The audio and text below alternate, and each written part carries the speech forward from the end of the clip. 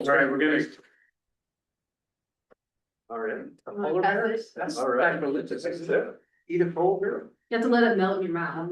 Oh, Yeah. That's really depressing. I'm really glad that that did not occur to me as I was eating it. All right, let's go ahead and get going. We've got a big night tonight. We've got a lot of stuff to carry, so our cover, so let's go ahead and get going. It's 5 o'clock, right on the dot. So let's do a roll call. Dana? Dave? I'm here. Beth? Here. Welcome to the group. Christina is going to be joining later, she said. So. Okay. We'll look for her. And Sheridan. Here. All right. Okay, so the sort of the main focus of this meeting is going to be to talk more about the zero waste policy, and we've invited Amy and Juice, and hopefully Sue will show up here in a little bit. Since we invited them first, we'll go ahead and do that first. And so basically where we are with this is town council, we read the policy, or the policy was provided to the town council at the last meeting as a resolution, and there was a lot of public comment.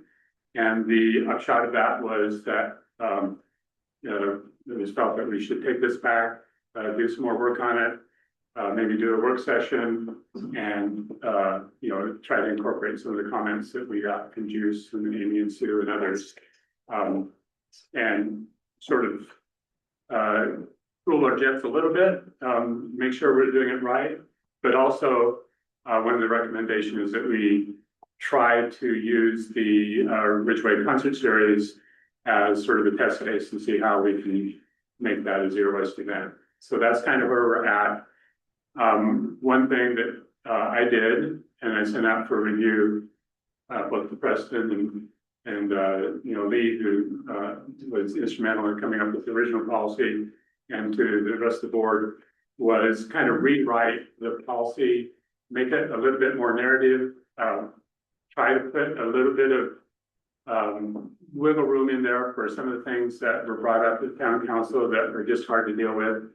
And we took out of there for now everything to do with the waste collection, because that was kind of a big issue. And we're gonna try to figure out, one of the things we'll talk later on today is how we want to try to propose doing that for the Ridgway concert series, and experiment with a little bit and see how we can streamline the waste collection situation. I see we just started. How we can streamline that process and maybe make it a little bit easier to monitor and then come up with better recyclable streams and compost streams. So that's where we're at. And I don't really have an agenda for how we want to approach this, other than maybe we just kind of go through this. I did provide this copy to Juice and Amy and Sue, and hopefully they've had a chance to review it a little bit. And we just kind of want to hear from them, how do we get to zero waste, and what are their ideas and recommendations about how we do that, especially where it comes to dealing with compostables and recyclables. So I guess I'll just kind of open it up for comments and suggestions, and we'll just start writing stuff down. Okay, I have some, so I did, I have 4 purveyors that I can get this kind of stuff through, so that email was actually helpful for me, to know what it was. So I went through and I have some prices, so you can kind of get an idea of what the costs were. So like a 9x9, that's what your typical to-go container, fiber-based, compostable, 86 cents each. So each one is 86 cents.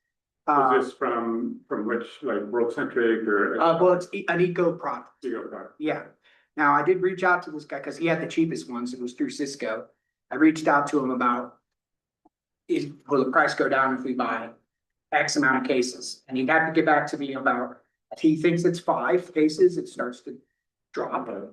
So that's something to keep in mind for like what we talked about with the town, because it'll drop a lot, Right. you know, so, 32 ounce plant-based plastic, which is one of the Austria ones. So you're talking about the clam, Yeah. clam shells, okay. Yeah, 32 is like, if you think of, if you go to a Thai restaurant or whatever, Right. those deli containers, that's what I'm talking about. Cause some of them have to serve in that. I'm just trying to think outside of Right. everybody food that they're gonna have. So those are 59 cents each, and that includes the lid, so that's not terrible.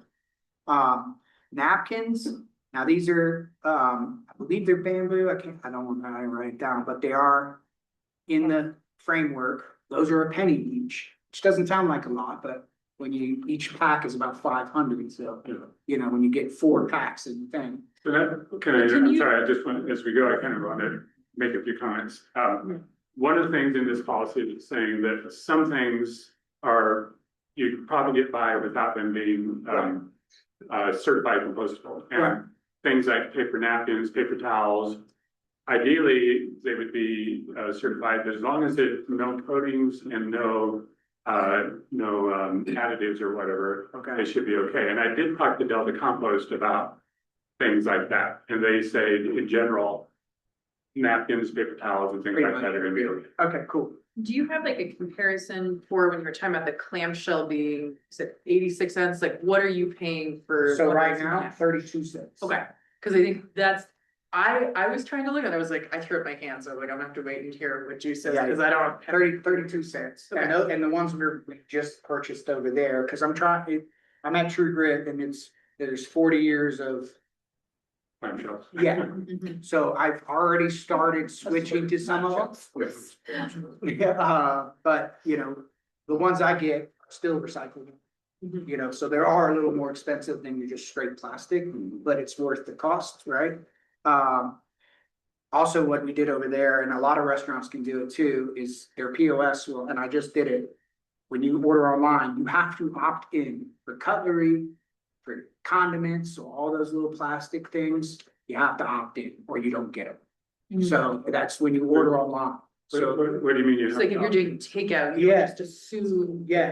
That they're not going. so like I I see. said, I'm just saying, I I see. implemented a policy over there, cause I'm trying to do it there in a Sure. smaller scale. To Right, see what we can do, right? okay. So those are little small things that we're doing. Yeah. You know, if you phone in an order to come, they say, do you want silverware, ketchup, mustard? Most people say no, because we're taking it home. Right, And if you order online, you have to literally click yes for condiments, yes that's for great. that. That's huge, because That that's is. part of just the general behavioral change Right. you're thinking. Exactly. And if you can get people to start thinking that way, then we'll be all right. Yeah. Yeah. Cutlery packs, now this is including a fork, a napkin, a knife, a spoon, everything you would need, salt, pepper, all that in this. This one wasn't bad, I thought, 44 cents each. And was That's not this, bad. was this for a PLA plastic or was it for bamboo? Bamboo. Bamboo, Yeah. okay. And this is all stuff that could be composted. Now, even the bag that it came in, Is, yeah, that's great. yeah, Again, and I'm sorry for interrupting. No, it's but fine. Just to let you know, again, I talked to, Delta Compost about this. And they say, actually, we were considering, should we even allow PLA plastics yeah. in our policy? Because there's, one of the problems with PLA plastics, they still take a lot of, energy to produce, not as much as regular plastic, but they also get confused with regular plastic. Right. But Delta Compost said they actually prefer the PLA plastics because they compost faster Oh, than bamboo and Okay. birch. all right. Well, So, I'll email you what the PLA plastic stuff is. Okay. And I think- Cheaper. And, yeah, I think it is cheaper than. and for the purposes of this, though, that's one of those decisions that can be made by a purveyor. If we're thinking about making a policy, as long as Delta Compost will take Yeah. Mhm. either, then that gives organizations More, Right. more options, because our job is to try to meet goals, not prescribe necessarily Right. exactly how. we And that's why when I updated this policy, I tried to make it clear that, you know, the wood fiber stuff is okay. But so is the PLA. And then the boats, the little brown boats that you see, kind of get like Chinese food or whatever, those are about 51 cents each. That was the cheapest one that I found. Again, like, we don't buy boats, but I looked at the normal round cardboard ones.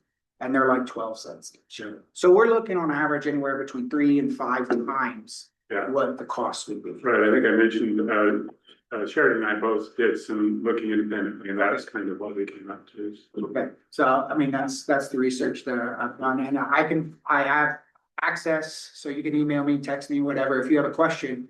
I can always call, cause I have buying power. No, Yeah. this is what we're trying to do, because Jason from Cisco's a really good rep, and he will go to bat. For us, and even if, we have to. Have an account for the town for them or whatever, but he's willing to work with us and try to figure it out, cause he likes the idea and he wants it to go. Can I ask a question?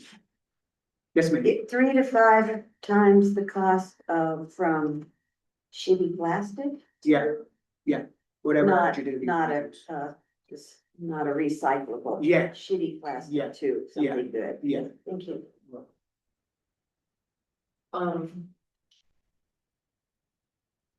This is how our compostable cups. Of course. they do. Yeah, I think we bought some compostable cups for, I'll the take it thing that to, we. is Alpine still collecting film? I'll take it for you, Sue. And, The, and ours came, is not Yeah. clear. and our other big problem is ice. Yeah. Ice comes in bags. Yeah, I mean, there's So, some things in. that's, but I mean, seriously. And that would Yeah. I will say, as far as that is concerned, and when we think about asking folks to have waste and those things, there is a market for the plastic films, like I don't wanna okay them, but to me, like, when we think about. I collect them and I take them myself. Exactly, so like, you know, but that would be that's- something that would be fairly easy to figure out a way, where For the beer drop drop off. off, a lot of bags. Yeah. A lot. But it is something that Or bags. If we ice, ice. Trex decking is all made out of that material. So it's like the fake plastic deck Boards. boards that last for a really long Forever, time. yeah. Yeah, there's not as many people collecting that as there Correct. used to be. Yeah. Norton. Correct. We had nowhere for a while, and then I think. City Market. Yeah, City Market and Target. Walmart. Yeah, But if we show up to their little bin with 1 week's worth of ice bags from the concert, that's. You're not gonna- no, well, I can reach out to Emma and ask her what's a really great way to, I'll just. Kendra's online. Oh, Kendra's here, I'm right. Yeah, hey folks. Kendra from Eco Action Partners. Good to see you all and happy that we're having this conversation. I'll just chime in on the topic of plastic film. Mostly I'm here to listen and just chime in if I have anything to add from an Eco Action perspective. But just want to share that yes, we are organizing kind of commercial scale plastic film collection. And so that is for, again, these kind of larger scale businesses. Events could also kind of qualify underneath that. I'll put in the chat the link to our website that has more details on that. There's a storage container at the moment at the URA transfer station that is accepting that plastic film, but we're starting off this programming kind of in a pilot mode where we're not yet accepting smaller scale residential, but if there was a business or an entity that was collecting plastic film on a kind of more mass scale, think about a business or like Jagged Edge, right? All of the stuff that they're getting in is wrapped in plastic film. They have so much of it.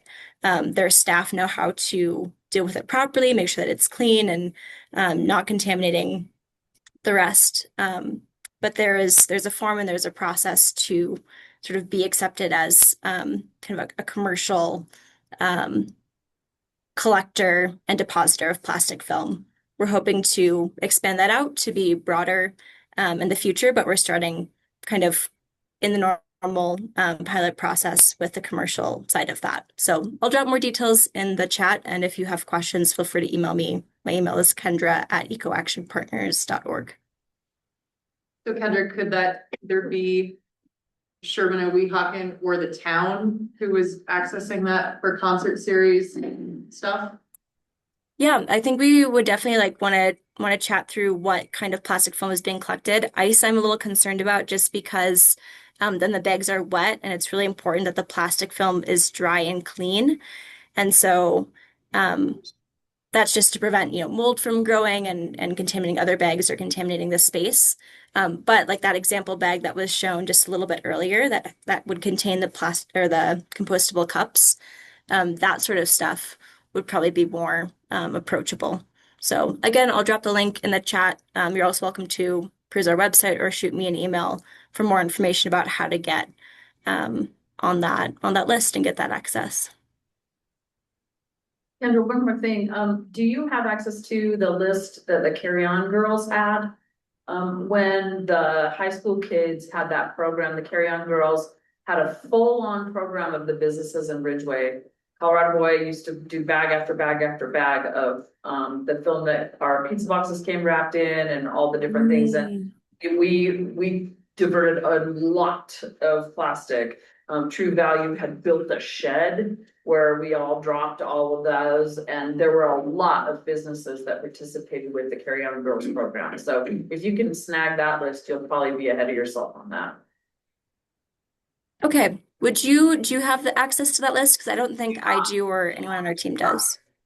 Deidre Croy, Yeah, it was her daughter that shepherded that program, but it went on for a couple of years and we really got rid of a lot. I mean, it changed our waste stream a lot. Yeah, During that the would be summer cool. months. And that was clean and dry. The ice always has been a problem. I don't have a place to Yeah. hang 50 bags. Totally. Yeah, Dry. it doesn't make sense at that scale, and it's unfortunate, but it's also okay. What can we work on that we know we have a pathway for, and deal with that. And there's some things that are like just more challenging and complicated, right? So great. Thanks, Kendra. Okay, so any other observations, comments on the policy being the sort of second draft? Yeah, okay. Sorry. My biggest one was with number 5, the individual serving packaging. I did some digging on the state site. I also got some pricing, for the little compostable things where you would like pump the ketchup out of one of those big pump pot things Yeah. and put it in the little and that's great.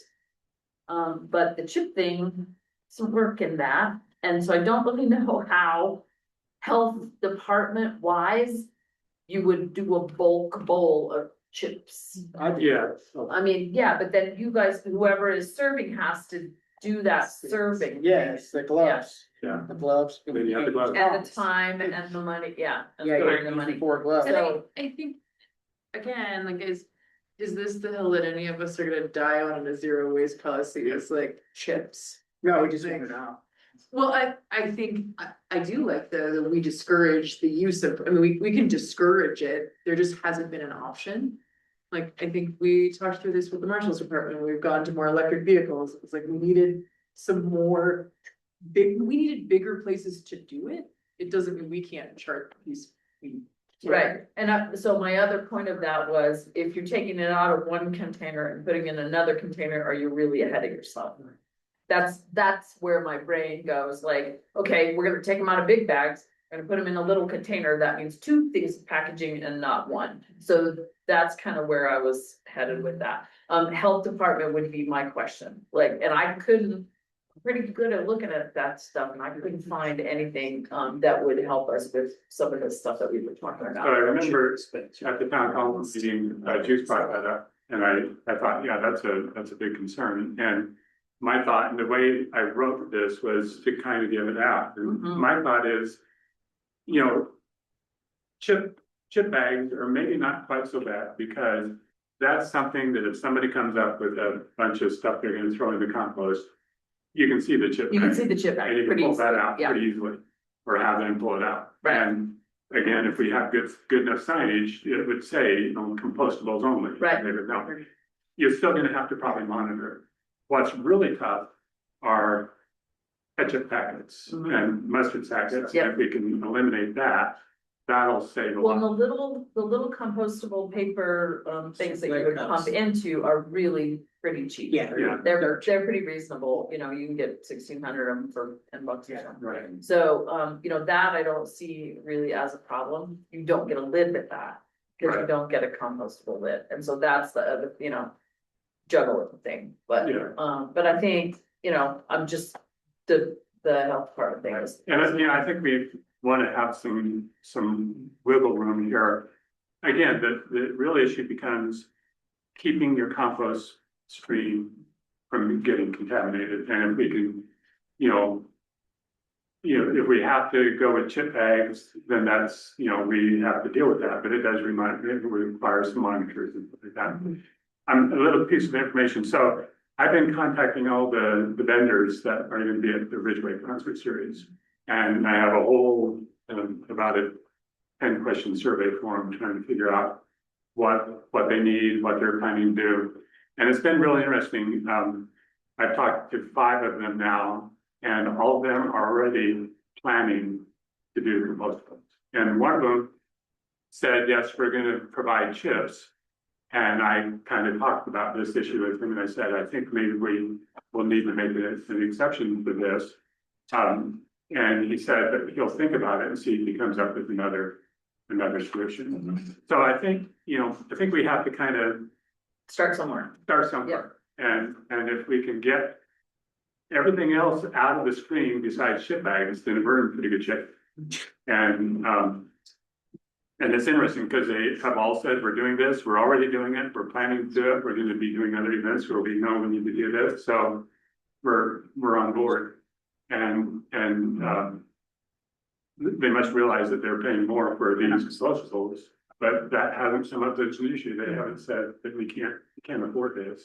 Nobody said that. Well, So, the price of compostables has come down considerably. and the since more, we started the looking more at that. people use it, Yep. you know, the more it's going to get. But a lot of these people are doing, they're working other events where they're faced with the same thing. They have to be zero waste and have compostables. And so I expected a lot more pushback than what I'm hearing from them. So that's good news, but I think we still have to have a few exceptions, and an exception like that, you know, when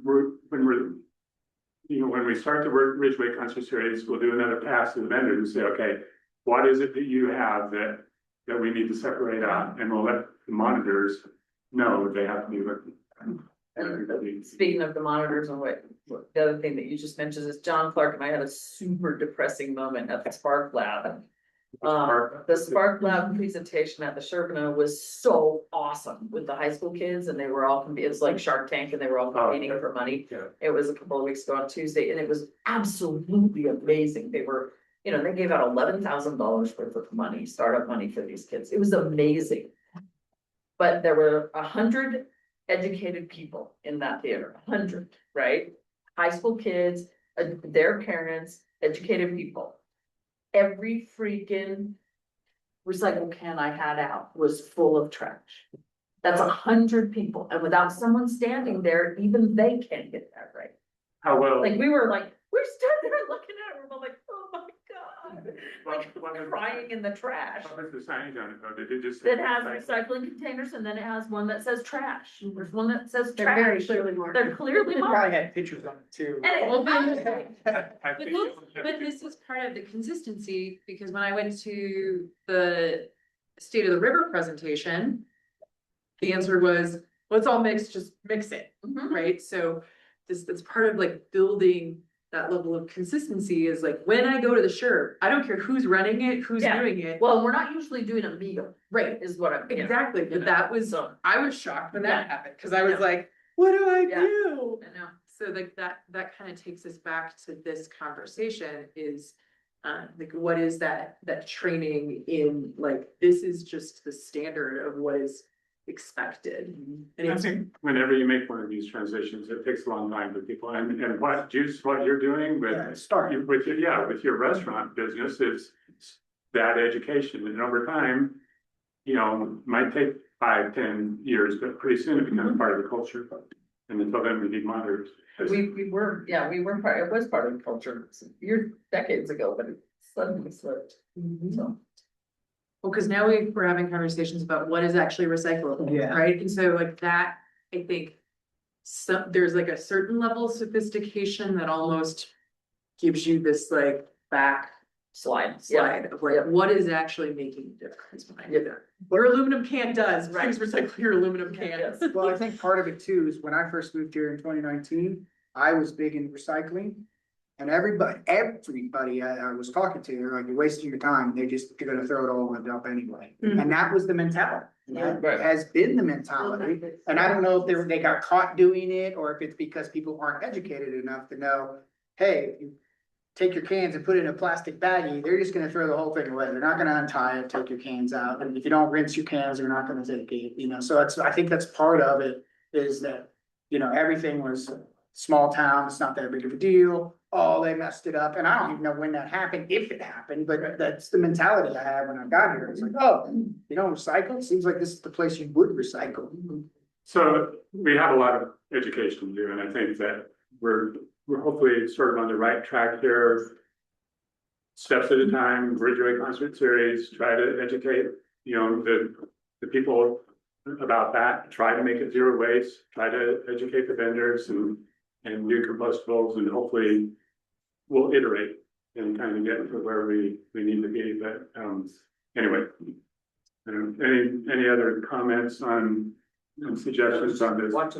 I just want to make one comment. So you guys are talking about bigger things, like Tammy does the Tammy does. cowboy, Tammy did the Oh. cowboy, Up for cowboy. yeah, that She thing, does. that's a big event, right? You Cater. guys are actually servicing or serving food. The Ridgway concert series, there's other bigger events that happen in the park. I was speaking on behalf of, for example, Safer More Farming Communities, and we are a very tiny, small profit, nonprofit. We have like a $1,500 operating budget. And so when we're talking about waivers, you know, if we're talking about costs that, let me back up. I know that the Ridgway concert series is going to be the trial period. I just want to be sure that the small people Right. have some kind of voice as to when we pull the trigger on making it more widespread. Can I ask you a question about small events like that? What do you do in terms of food and drink vendors? Do you even have? Well, so we have had food and drink vendors in the past when we've done concerts in the park. Last year was our first time that we had a block party on Clinton Street, and so the area restaurants were more providing that food and beverage. Of course, if they have to go, things like to go boxes and cups and things like that, they were allowed on Clinton Street except for alcohol. So, you know, we're concerned if, you know, we have a block party like that, how are we gonna make sure that? I think the question was actually asked by you, Juice. Somebody goes and buys something, or somebody said It it was- from Mountain Market. I said You Mountain Park. It's in the minutes. Yeah, are we gonna stop them from coming in, or how are we gonna police that? And that's kind of, we don't foresee us moving away from the Clinton Street block party, because we got a lot of positive feedback from that. And so how do we police that trash coming into our event to make sure that it's going into the right spots? Yeah, I think that becomes very problematic, because even if you police it, even if you have monitors, it's really tough Yeah. to get the right stuff in the right place, and if the plastic has residue on it, Mhm. it almost seems to me that at that point it all goes into the landfill.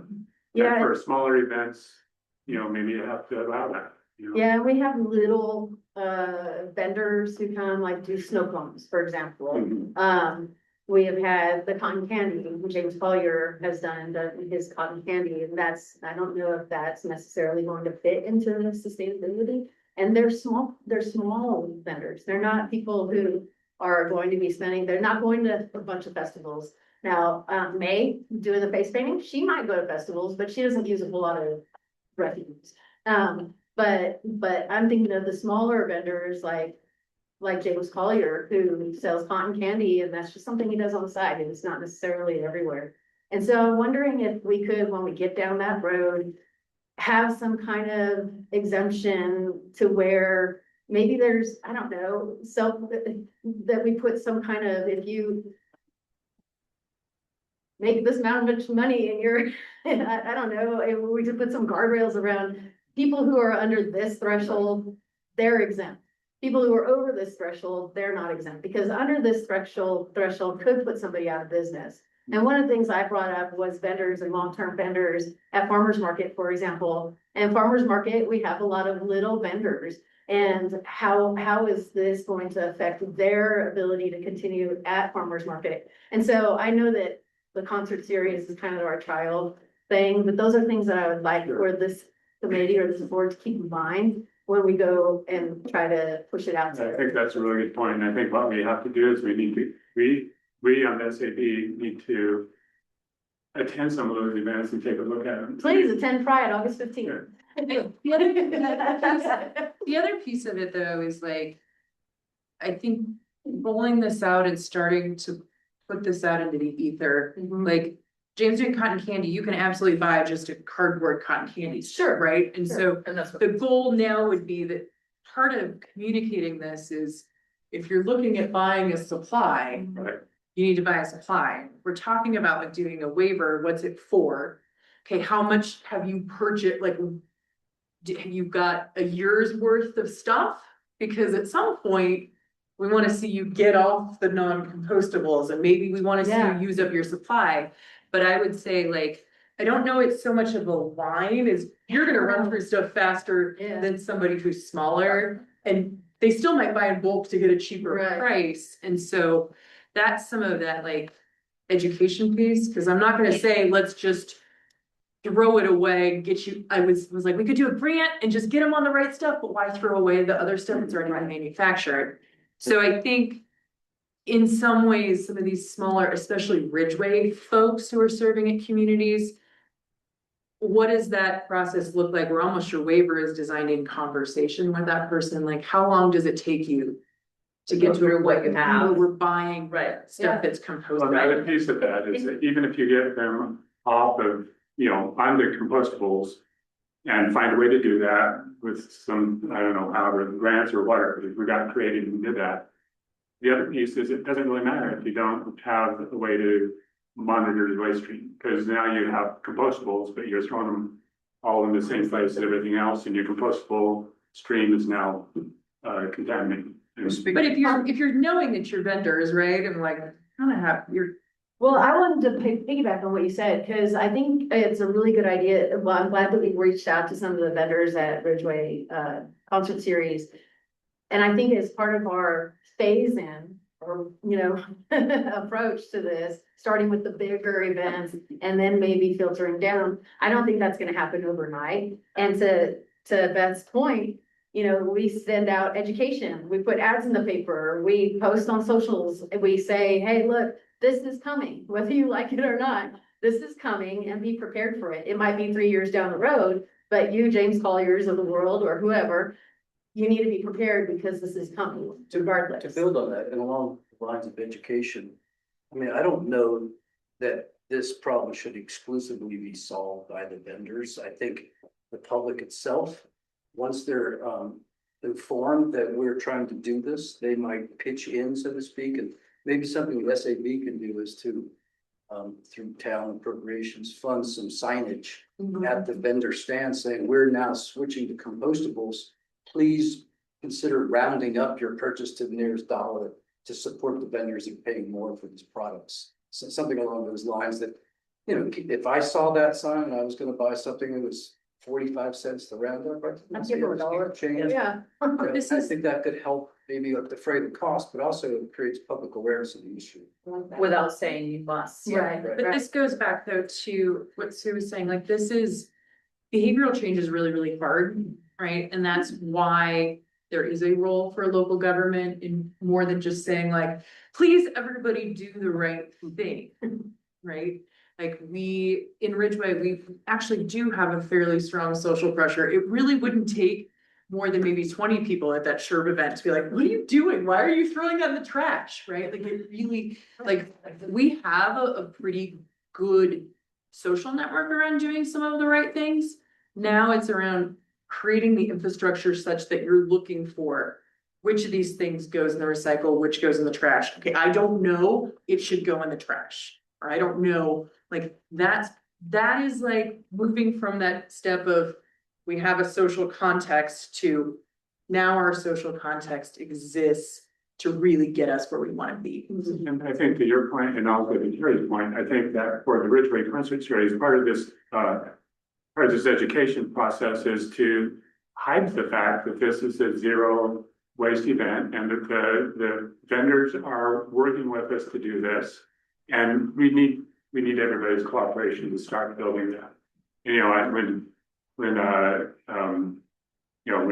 when we announce the event, we can get up and announce it to people and stuff like that, we should announce the fact this is a zero waste event, what we're doing to make that happen. And anecdotes don't age me, but I was at the Grateful Dead in '87, is that right?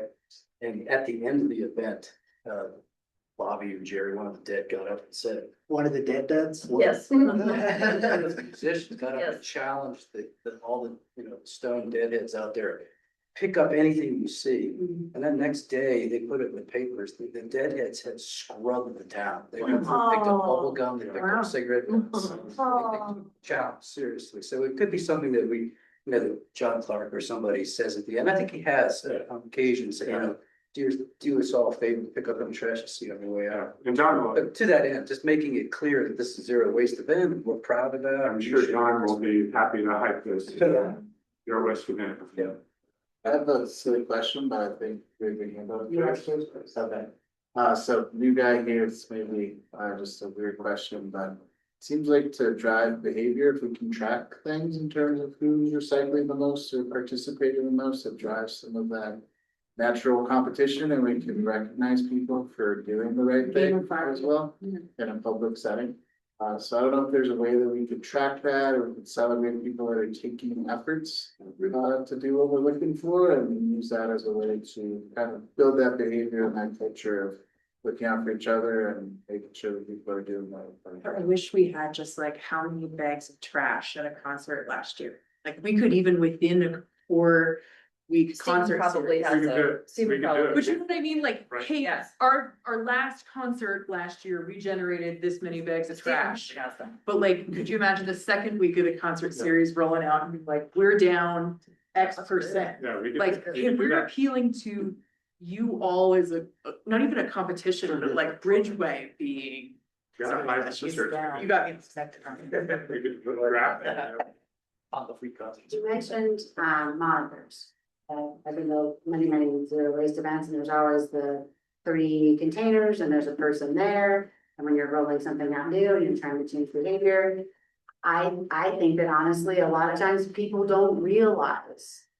Right, a lot of the compostable stuff looks like plastic and they will put it in their brains, they're like, it goes there.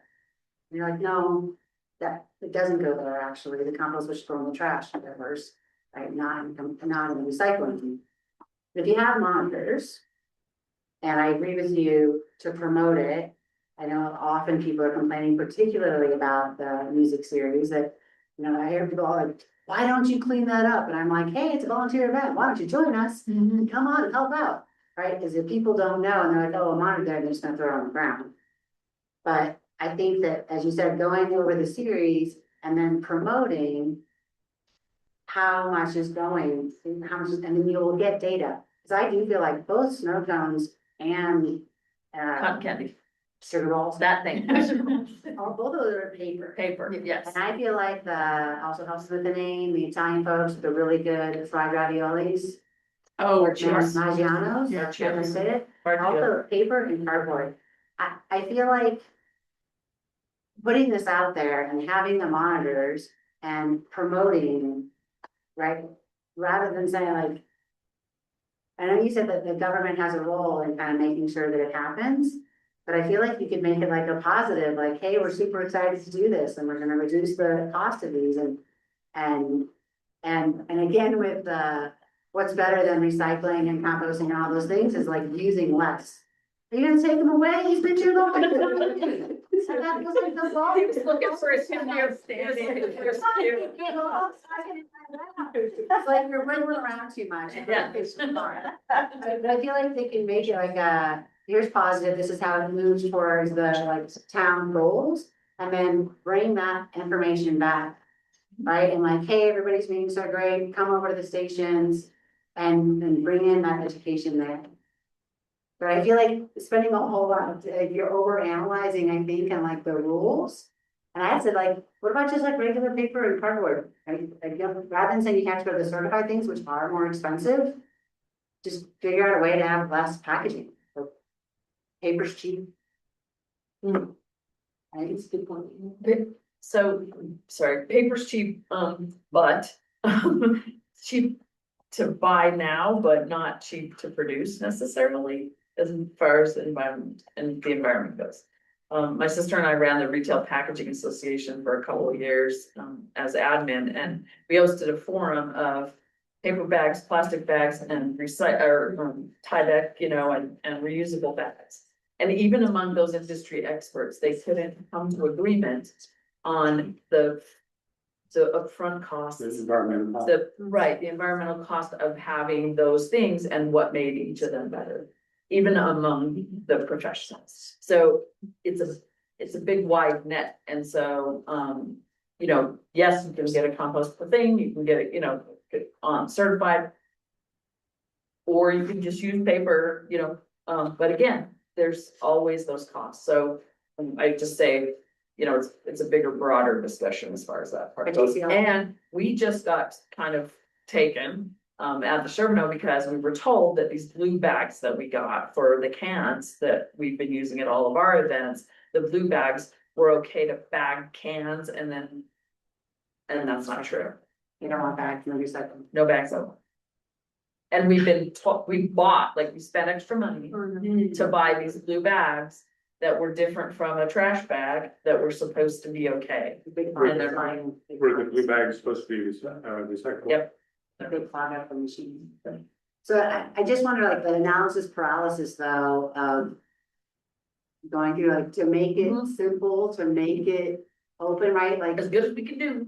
just like to make it as much open, and then you go through the sorting. And you start to talk about it, maybe it does improve over the 5 concerts. Actually, there's one question is it just the Charbonneau, is it just the town series? Because there's many other events during that month, other music events, We're only focusing right now on Just the Thursday Ridgway night. concert series. But so this policy was initially proposed by the SAP as a overarching for things in the park. And as a result of community concern around the initial conversation, we've scaled back to the town concert series and town events For this. Yeah, Yeah, this is the pilot, and then we're also collecting any costs that the vendors use on buying supplies this year to track so that we can apply for up to a $50,000 grant next year to buy supplies for folks. So that's our hope, is we can see how far we can stretch that based on what we find out this year. Don't buy the blue bags.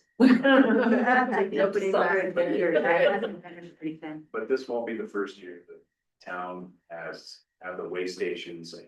Right, no, that's what I. The sort, so I mean, I that's, agree. that's not a concept that we've done that before. The Yeah. pilot is more the requirement for the education around the compostable utensils and materials. So for me, and I think maybe a lot of people, especially some of the other restaurant owners I talked to, when it came out, it was, it's like, holy crap, that's a lot. And it was a sticker shock, because honestly, I haven't really looked at what the things specifically, I'm always looking for something that is inexpensive, but not terrible. Right, like it's not like, oh, this is a plastic that's been, it's gonna be in the ocean, So when I actually did the research, I was like, so me as a vendor, I would pass the savings on to the customer, and like Terry said, that roundup thing is a brilliant idea, because all POS has it, especially without having pennies, right? Right. Does 2 things for the vendor. 1, I don't have to carry coin change as much. Right. Right? And then 2, it's much easier to hand back 3 ones instead of all counting the change. I think, like you said, analysis by paralysis, like when I looked at it, I was like, holy shit, like this is a lot. This is a lot at once. But then when I calmed down and was like, all right, well, let me just break it down, compartmentalize it. it wasn't that bad, right? So if I have to charge like, if, let's say product is $10. Then I charge 11, right? Because that'll cover my costs of my container, right? And you know, one of my concerns, and I was the one who brought it up, and go to Mountain Markup and come bring it over, or even me, like Market. market, yeah. Prices don't say that. But like even me, like concert series, I'm right there. Yeah, You know, like that was my first thing of like, hey, let me switch these containers. So at least people that come over and grab a, you know, chicken fried steak or whatever, and they walk over, we're still in compliance. Right. Because we're right there. And so it would benefit me that people want to do that. Mhm. You know, like if I was a dick, I'd just lower my prices for the concert series and make a ton of money, but I'm not gonna do that, right? So I'm getting the extra cost. So I think you're not gonna have so many people as I first thought of like being like, $11, I can get it at Mountain Markup for $9. Well, go get it. You know, there's gonna be one. You talk about the promotions, and we were talking about this last year, that people leave the event to go get food. But to have like and to have the concert series promote, go to True Grit, this is like the picnic pack, the whatever. Yeah, and yeah. all compostable packaging. It's all good to go. And they're ready to go, so it's quick and, you know, the volume makes up for the little bit of increment. Right, to promote like, hey, go here, Yeah. this is their picnic pack. And I wouldn't wanna, and I would have to know what every vendor has, because I wouldn't be that way and be like, oh, well, there's a sandwich shop, I'm not gonna give you sandwiches, there's one that's paying fee to be there. But if there's a hole in it, meaning, you know, hey, we don't have any Mexican food or whatever, I can do that, right? Like, so once we start rolling and I start seeing the vendors, I have no problem doing that. I just don't wanna take money out of the people's pockets that are paid to be there, Well, right? You know? and another way to say that is, I wanna fill an opportunity to have more food diversity. Right, cause I don't wanna compete with them because that would be a big thing. No fried raviolis, it'd be hard to compete. Well, I'm not Italian. I don't do this. I think Marchio's moved. They're gone. Yeah, well, that's gonna lead to a whole for. There you go. Huge. You better figure out how to do fried ravioli. I'll take Louis, you got this. It's like Parmesan, there you go. so I mean, I think this is an ongoing conversation, and I think we have good resources here that we can turn to now and not just like say, we're gonna do this, we're gonna study this, so we look at smaller events and see how we want to work with those. Again, our focus right now is on the Ridgway concert series, and I think we're on the right track with that. Let's get that done this year and see what we end up with and start looking at the next thing we want to do with that. Well, I think Mountain Market, you know, I mean, they're reasonable people. They too would do something like that. It's interesting. I was looking for some compostable stuff. And Mountain Market has much more compostable food service items than any place that I could find. They really do. And, you know, And they're deli. No, it just. yeah. And their deli stuff has changed over a lot, and so, you know, I mean, I'm with you, but they're always first to help with stuff too. No, they're nice, So, and I love the new yeah. manager, he's great. So, but, I think that they would be, you know, good to bring into the, conversation, because I think they can be really helpful in getting the products for. That's a good idea. Too. So maybe we. put Yeah, that it comes on. every day. For gets their, to see I mean, just call, you Yeah. know, yeah, Yeah, we can certainly do. yep, and see what they can do. I don't know where it's from, but it's. I think great. now it's, you know, it's good to get them in early. Yeah. Yeah, he's a great guy. I'll talk to him on Friday when he comes get sweet tea. And I'm doing the same thing I'm gonna do with, when you're doing your deli stuff, especially on Thursdays, make sure it's, It's ready to go. yeah, and it can be in And not the. plastic. Do you think it'd be worthwhile providing this? Yeah, Yes. I'll give it to him. Okay, I'll give it to him. Yeah, and if you don't mind. Yeah, and he's a great guy. The Yeah. manager there is really good. Yeah. He's very nice. Yeah, if you don't mind touching base. Yeah, I will. After you've ever meeting. You're- Did you guys flesh out at all when you did this draft, the second draft, and you might have mentioned it, my apologies, the enforcement of it? Cause number one, you said we require food vendors, but if you come across a vendor, was there any discussion when, if we come across a vendor that's not using it? Just lap his tires. Yeah. I have knives on me on all time. Yeah. So in this case, again, with the Ridgway concert series, the enforcement is sort of in advance. Because I'm contacting them all and I'm as I said, I have a pretty detailed, list questionnaire here. And I'm trying to find out, and as an example, one of the vendors is gonna serve, shave ice. And it's kind of their brand is to serve the shave ice in a flower cup, and they've always used plastic flower cups for that. But they realized this was coming, so they sourced a compostable, biodegradable flower cup. And I talked to them about that, and I said, okay, who's this by? Because I wanted to make sure this is something that, because she just said biodegradable. And I explained that, well, biodegradable doesn't necessarily always mean compostable. And so she told me the name of the vendor. I went online, I found the specific flower cup that she's using. And I went to the website, and it didn't say that it was certified compostable. It said it's corn-based PLA. So I called them and asked, are you certified? Are these certified? I didn't see anything on your website. And they said, no, we didn't apply for certification because that's too expensive. So then I called Delta Compost and I said, there's this product. It says it's compostable, but it's not certified. What do you think? And Delta Compost is researching. Oh, wow. If that comes back and they say, no, we can't do this, we have two options. One is to pull them out and throw them in the trash. Or two, go back to this vendor and say, would you mind for the Ridgway Plastic Series serving, just for this, serving that in a compostable paper cup? So that's a long story to a short answer. That for this, the compliance is up front. If we get there, and the first day I plan to walk around and introduce myself to these vendors and make sure that what they said they were bringing really is compostable. And if there's some exceptions, I'll talk to them. Two questions, or well, one. Would you mind sharing those questions that you're asking the vendors? Absolutely. Okay, excellent, thank you. I mean, I absolutely wouldn't mind. I know what you meant. And then, the second question, actually, I lied, there's three. The second question is, if there are questions about a certain product and the event hosts or the whatever, organizers aren't aware, is there resources we can reach out to determine whether or not it's an acceptable product? I don't know a resource now, but I'd be willing to make myself that resource now because I can do a little bit of research and it looks like Delta Compost is very happy to help me out. So, And then my third question, because I did lie about that, I had three. Sue mentioned earlier about the monitors and you just mentioned to pull them out of the trash. And at the town hall meeting, Tammy mentioned gloves. And so are there options for gloves out there that are compostable or?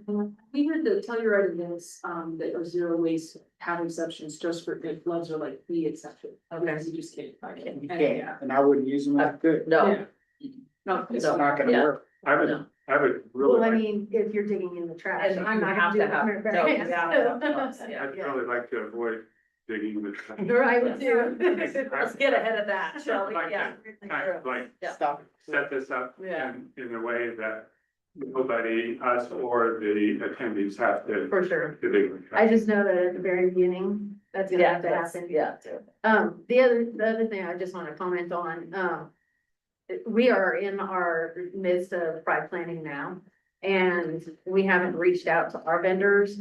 I am our booth and sponsor lead. And so I intend to share with them where Ridgway is going and if they can at least try to participate in what we need to do. I know we're not gonna, well, I don't know if we're gonna have it in the park. We're applying to have it on the block. So that's a little different scenario, but we're still gonna try and spread it out to our event because it's just a good thing to have within that town. So you have this, I'll send you the questionnaire Cool. that I'm using. Thank you. Even if you only get a few people moving in that direction and Progress is so we progress. really can't make this a zero waste event this year. It's an attempted zero waste. We're trending that. Yeah. Yeah. And to this point, it's changing and I mean, the I think- mentality, educating. Hold and- your young people involved with Right. Pride, they'd be pretty psyched. Well, And then they're we're like, involved how do with we such get there in a bullshit. way that works for? Okay. Like that's, Cause it's not clean and sober anymore, they don't think it goes So, inside. We'll quick piggyback on what Dave was saying, because your question was about enforcement.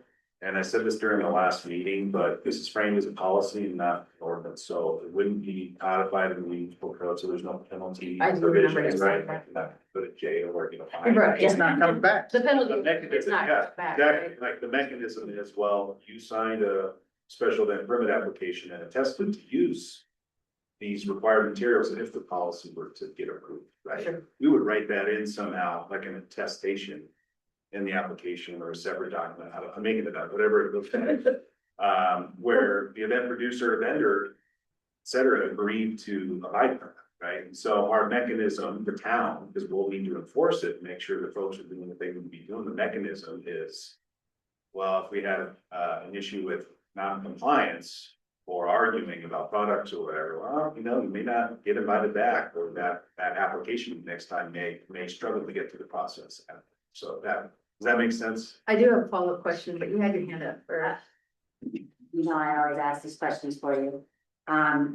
For events, that are allowed, either town sponsored or other events that are permitted. Who pays for the trash and the recycling and the compost? The compost is an additional expense. Have the compost taken away. Would you mind if I asked my question, because it was directly related? to Oh, this? sorry. No, that's Sorry. okay, I was just gonna give you the floor because you had your hand up. Sorry. And I thought you were, do you mind if I just piggyback real quick on a question? Please. So, what I heard you say, Neil, is that the, onus would be on the event coordinator, right? Is that what I heard? Or, that's what I heard, is that Yeah, correct? essentially. Okay, yeah. so let's just play that out, right? But the So- town would need to verify, force, and make sure that. Sure, but let's just play that out, okay? The event coordinator says, yes, we agree, right? They sign on the dotted line. And the vendors come and we have communicated to those vendors what the requirements are. And we have a vendor that's just hasn't depleted their stock of stuff and they're not in compliance.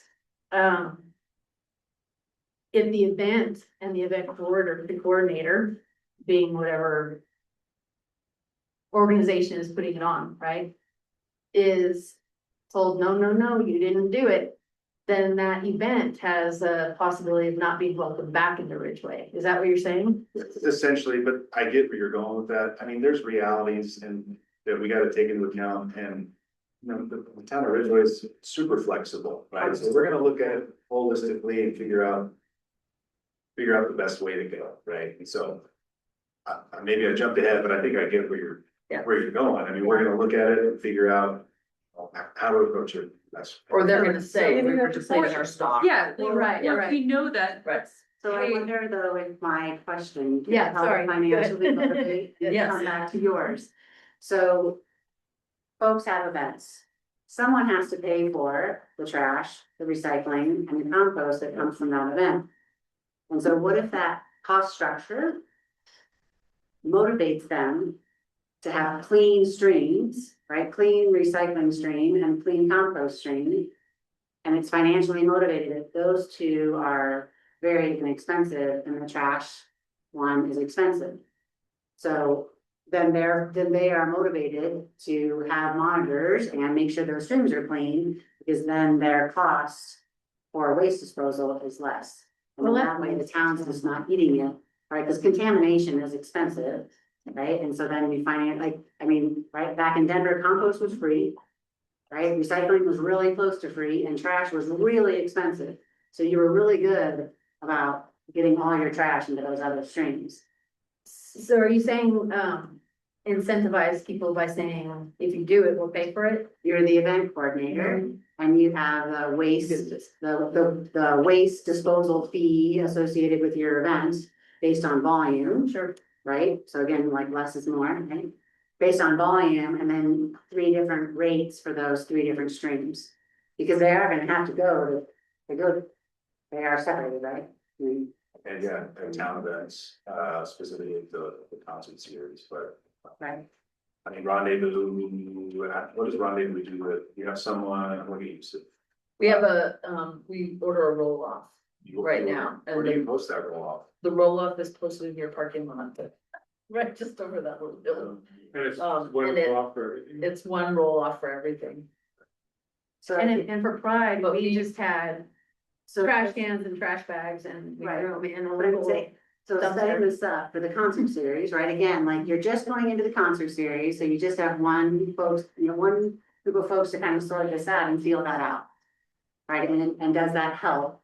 What is it, what is, you said you have one roll off, so before you just put it all in one bin. Well, no, So that's that's- for rendezvous, sorry. So for the concert series, we, the Sherbino, have wheeled down our recycle cans that we already have on site. Oh, yeah, We 'cause I did physically, that. yeah, you I remember, did you that. remember, we wheel them down, and then they get filled up and we wheel them back and they're picked up with our normal pickup, so we still pay for that. So you are Yeah. keeping your own recycling stream clean and you are covering your own yeah. recycling.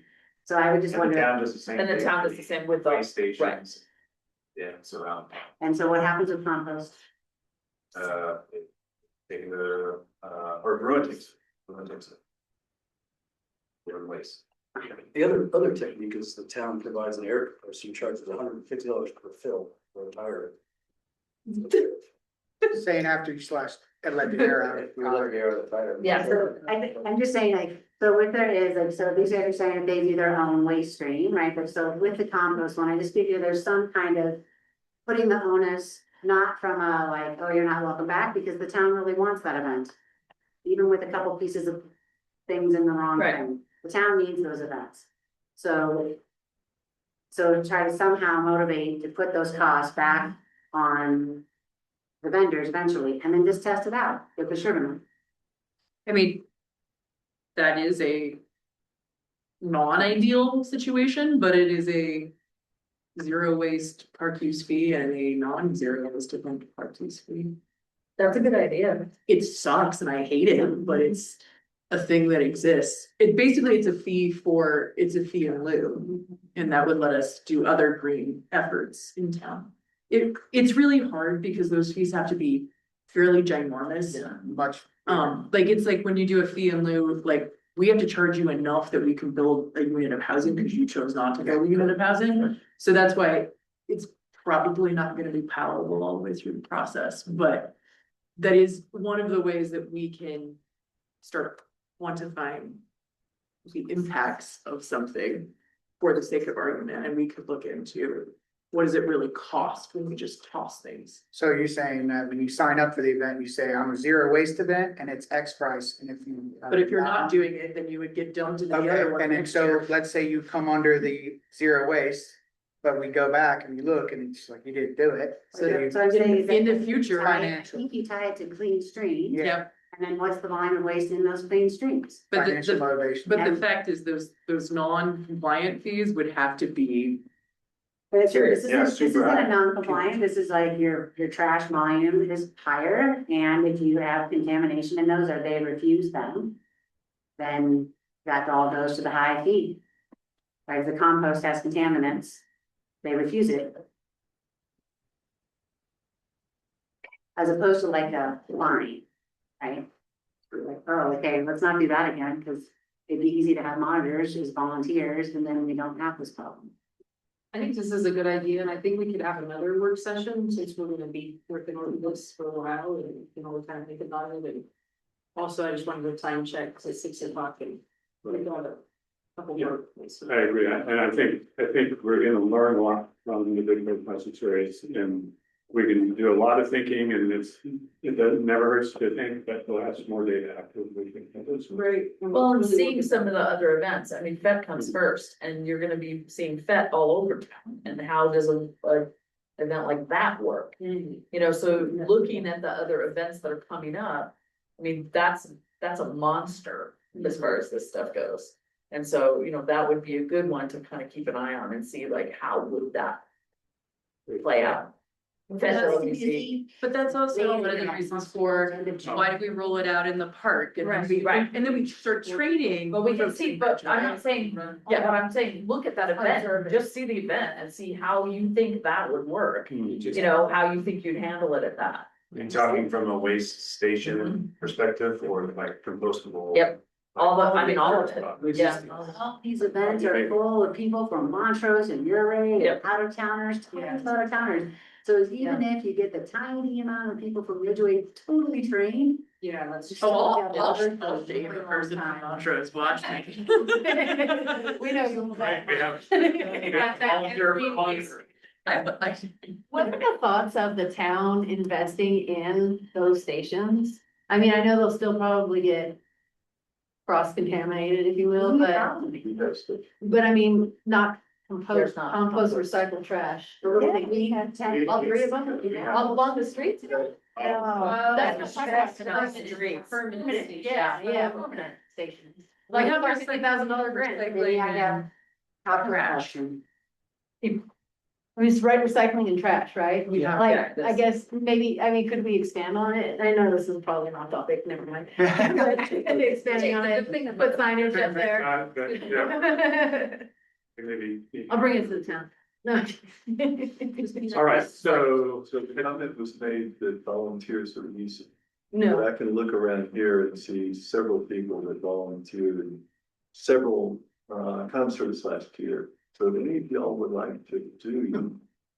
I have one I can volunteer at, I will do it. Okay, I mean, the way we do it is it's a 4-hour block and you do 2 hours, somebody else does 2 hours and we have 3 stations. So last year we had 60 volunteers.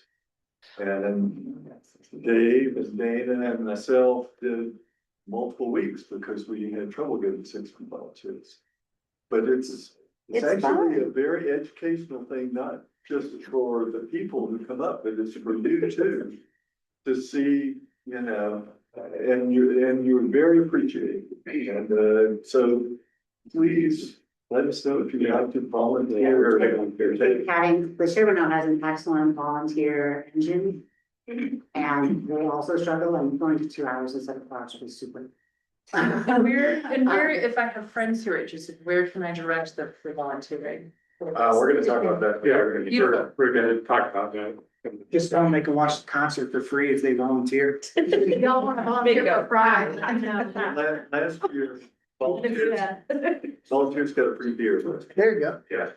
How many stations do we have last year? 2 or 3? Free. Yeah. Anything else on this? Yeah, side? anything else?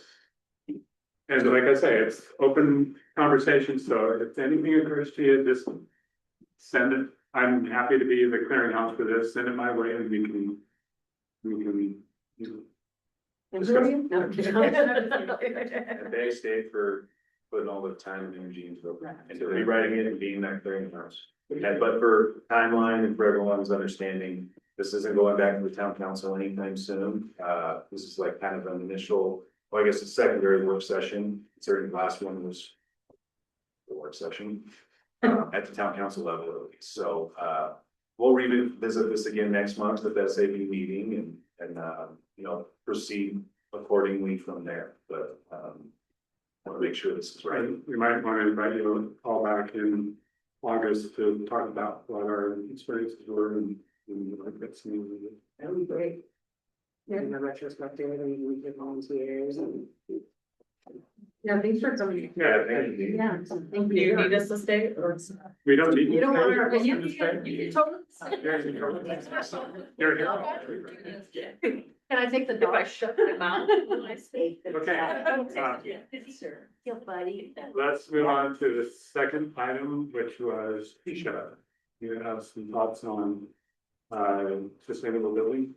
Yes, I'm running for the SMPA District 6, district representative.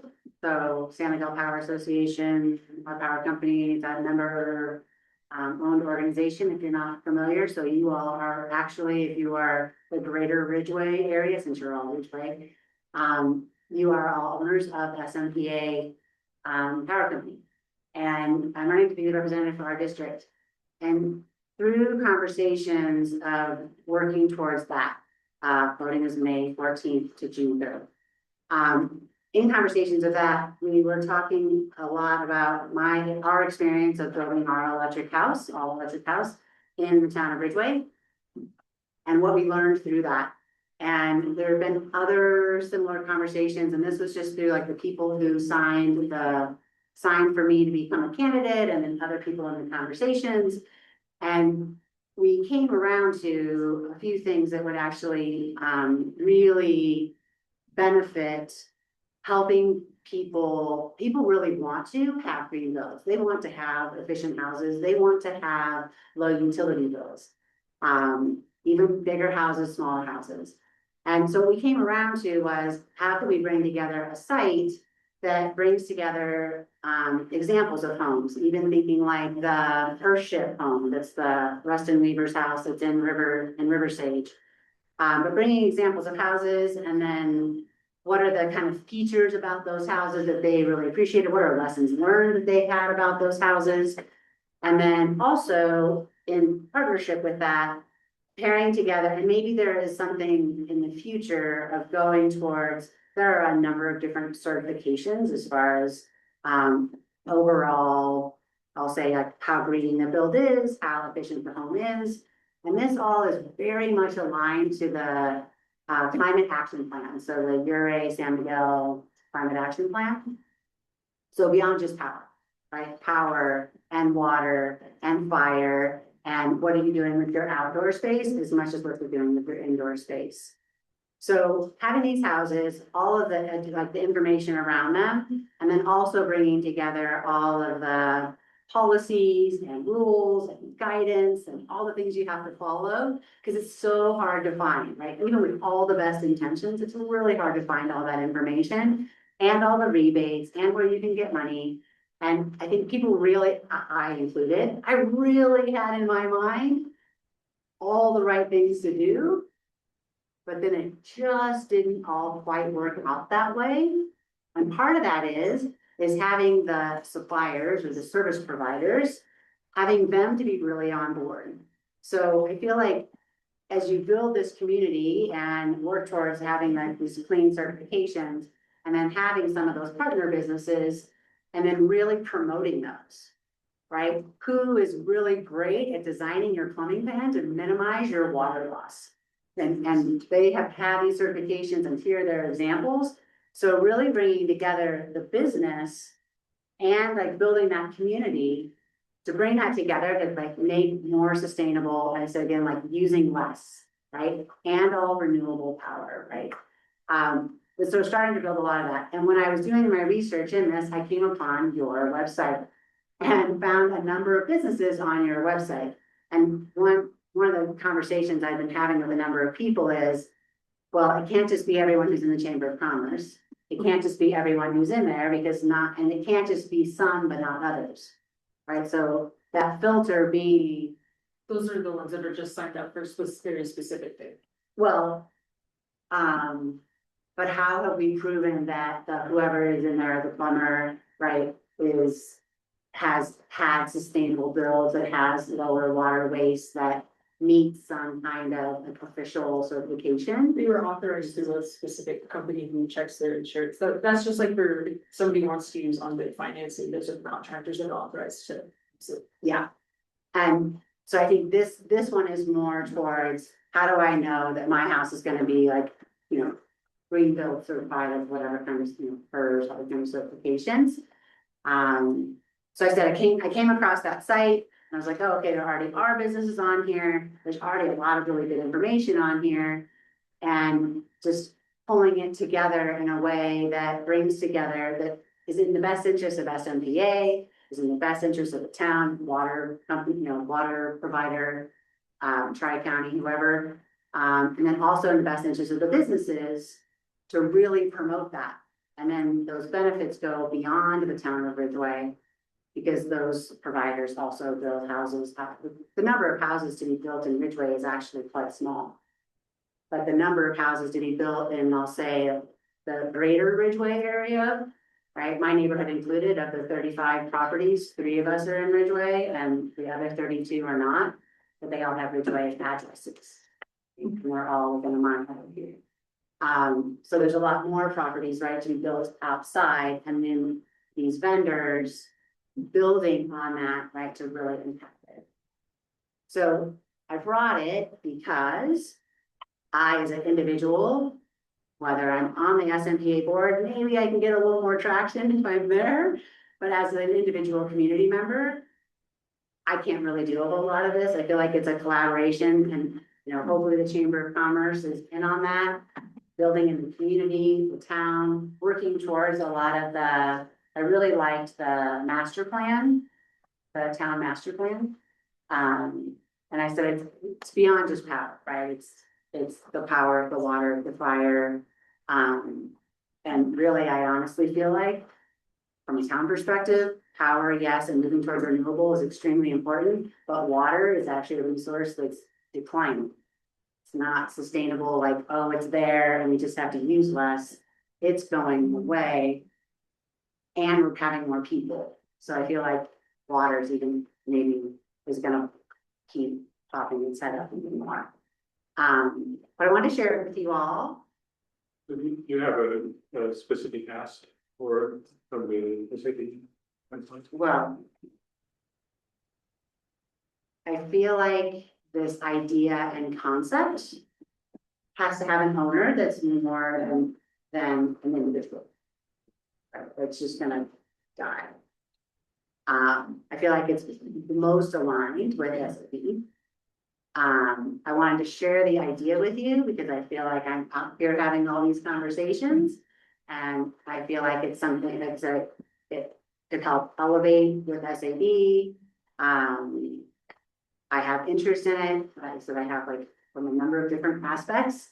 But I feel like without SAB alignment and connection, it's gonna be pretty hard to push forward. Eco Action Partners would be a good partner as well, and Kendra has a hand up. Probably a question for you.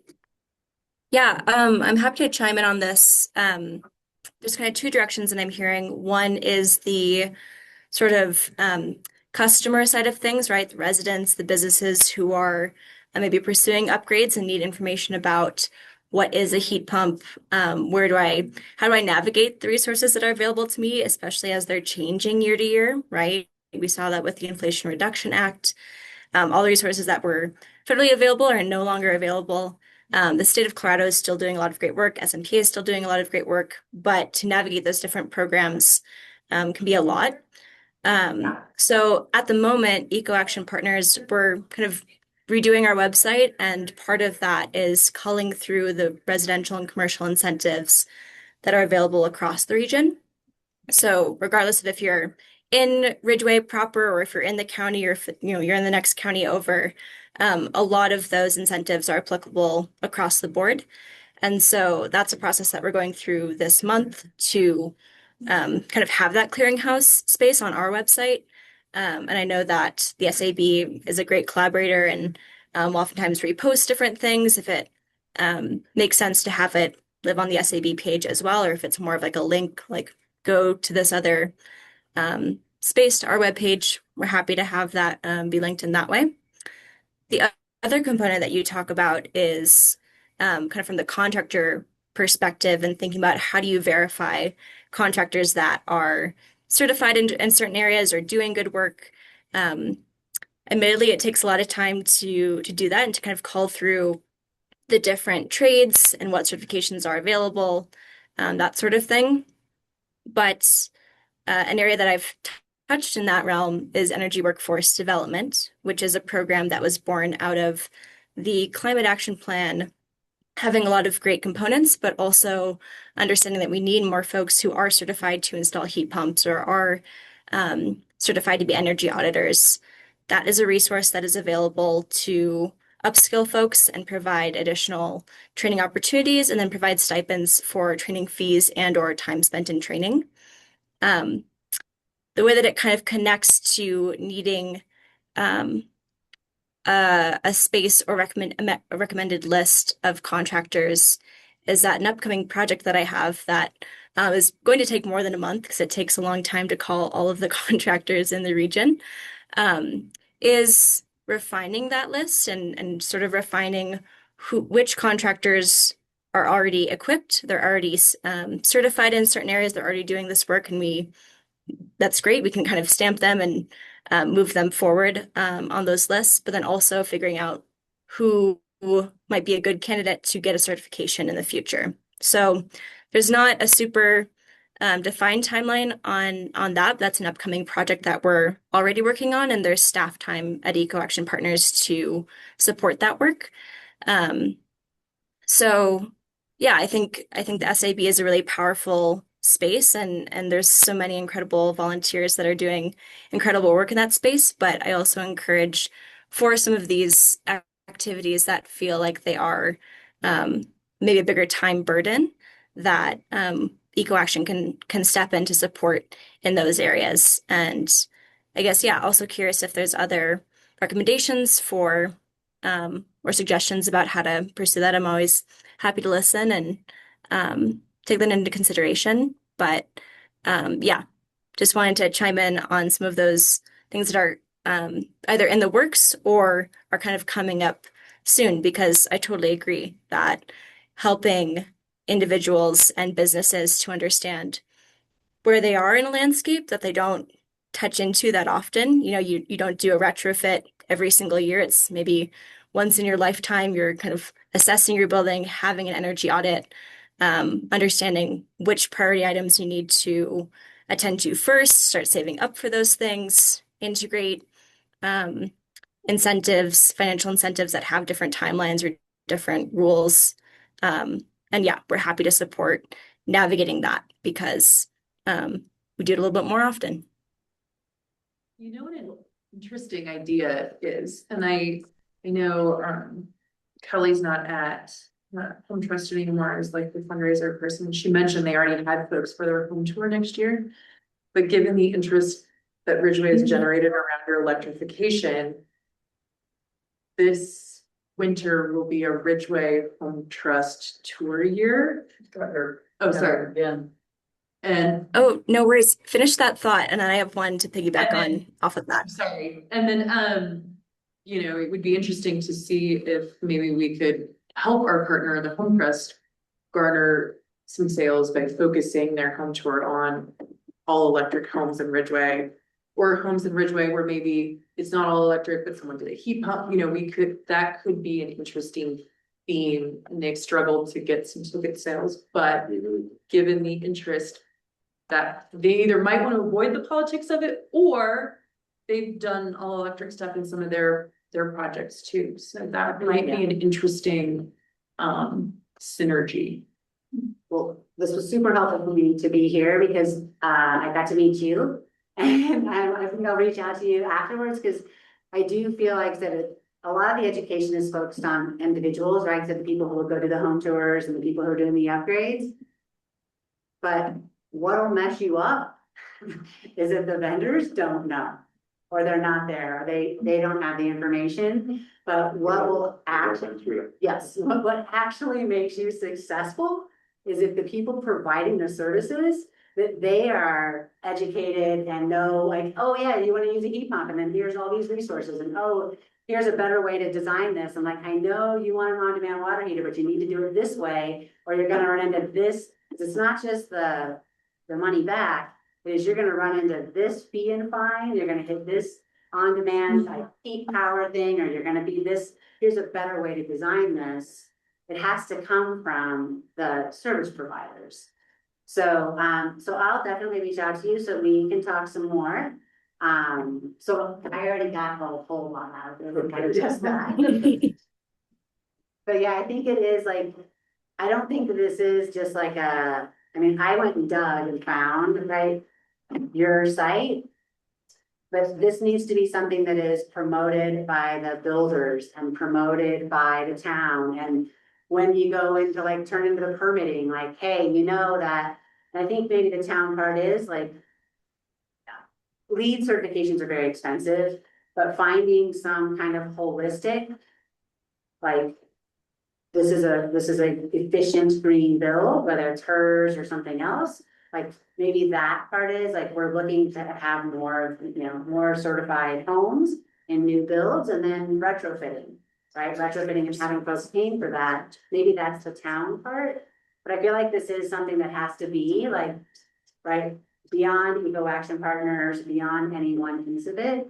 And really it comes back to when I'm looking for someone to build my house right and to get that certification, I have options. I just want to say, I think that everybody on the committee here understands, and I've been through it. I know some of us have been through a lot of this stuff. It's very, very complicated. There's a lot of information, there's a lot of factors for, and kind of echoing what Kendra said, for the SAB to be a lead on something this huge, I think is kind of a heavy lift. Not to say that we aren't concerned about it and that we won't work with people and, you know, put whatever makes sense on our website as a resource for those few people that actually find their way to our website. We can do all this, but it's a hard thing for a small group of volunteers to take on something this huge. Again, we're all in favor of it. We're all promoting it. It's just running it would be kind of. And Kendra's a great resource, like you already talked, like they hold all What are kinds you of, doing? they work sessions on contract. Kendra, made president, so hers rating required for building permit by homes here? I seem to remember I had to do one when I built my own. Or what? That's a manual. You said it's raters. You're asking about HERS ratings? Yeah. So it depends on the pathway that the home is being like certified through. So yeah, there's like a performance path, a prescriptive path. There's an ERI pathway or energy rating index, and HERS would fall under energy rating index. Again, those are all for new construction, new builds. That's not for like existing construction, but yes, HERS rater would, if Ridgway adopts like the low energy and carbon code, that would fall under ERI pathway, but also builders have two other options for the pathways for when they build. So yeah, manual J's though, yeah, that's I think across the board, across those three pathways. Sorry to interject you guys, I got a meeting next door, I just didn't wanna walk down. It's like ERI pathway sounds horrible. Get me out of here. Good to meet you guys. Thanks, Ryan. One thing I wanted to just, oh, go ahead. Go ahead, please. Okay. Good. Yeah, I guess on the note about providing folks with many options to get involved and kind of welcoming them in and saying, hey, I had those questions too. Or, you know, here's a good place to go. I think one of the exciting things about you know, getting a grant that could support that work is that there's more capacity and funding to host a variety of events, to get people involved, to talk to different groups of people, host them at different times of day on different days of the week, to yeah, find people where they already congregate, and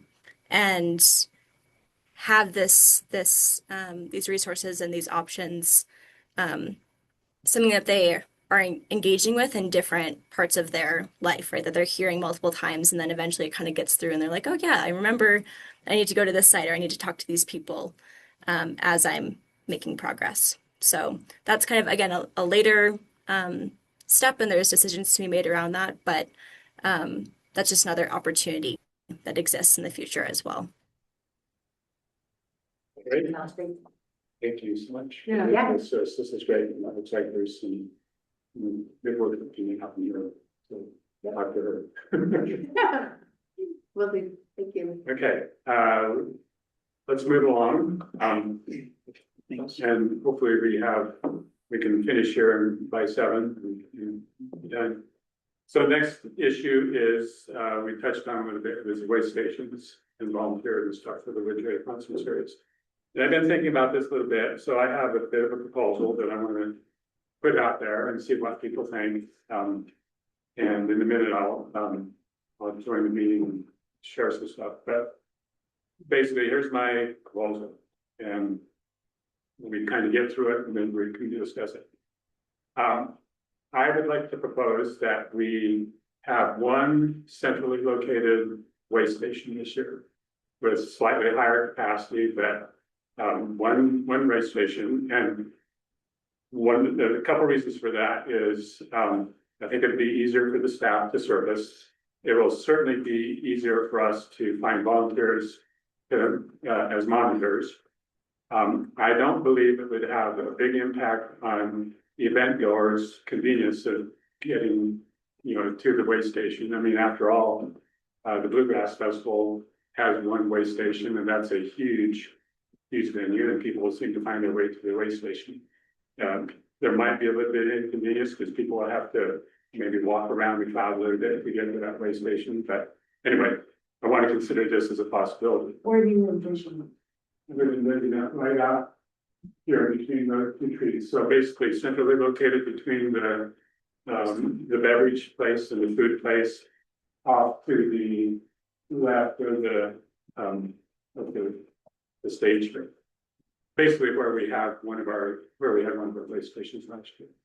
So people that get food, that are eating at where the food vendors are gonna have to filter through the crowd. Well, for here, they come, if they're eating at the food vendor place, they just walk up the sidewalk. Just. They But walk- there's a trash and a recycle over there, right? How many stations have we had in the past? We've had three, so the three have been one over by the restrooms, one here, and one over kind of halfway down the sidewalk between the corner here and the post So the office. food people go behind the stoves. Theoretically. Yeah. And get there. So let me continue here. So, we just talked about where it would be located. Working at the way stations last year several times, there were a couple things that I thought were kind of inconvenient. One is, when it rained, it's kind of miserable for people that are bringing waste and for people who are monitoring it, especially if you're there for 4 hours.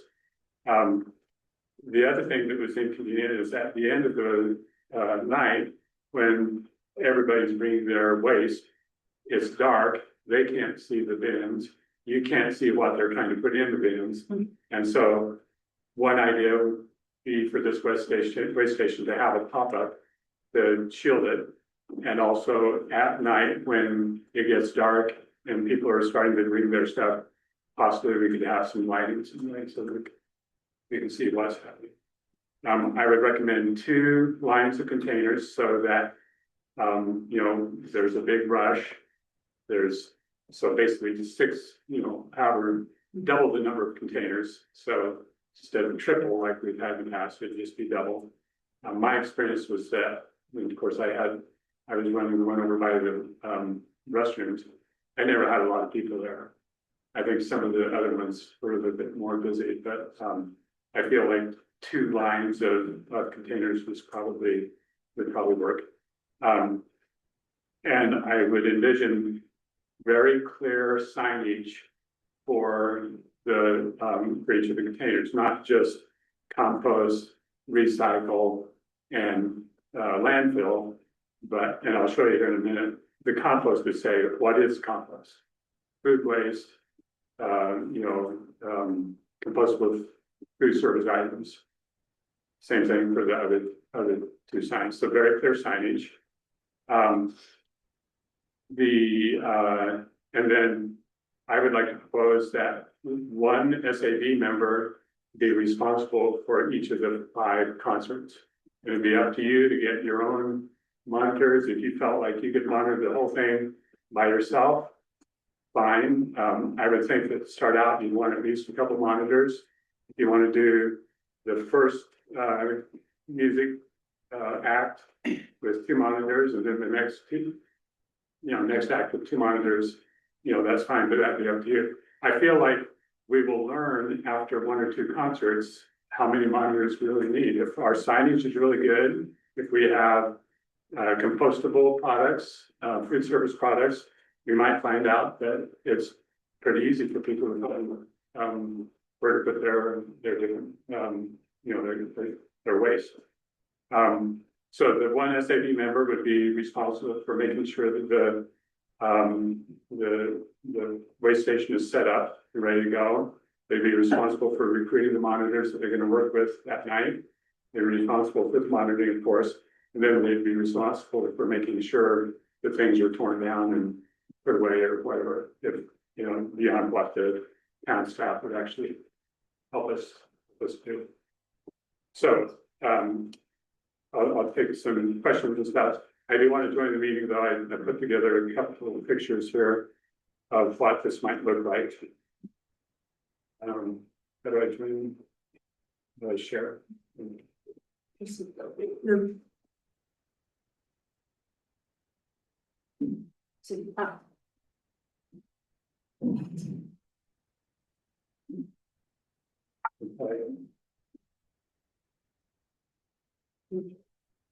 Did you not get their question? Oh, okay.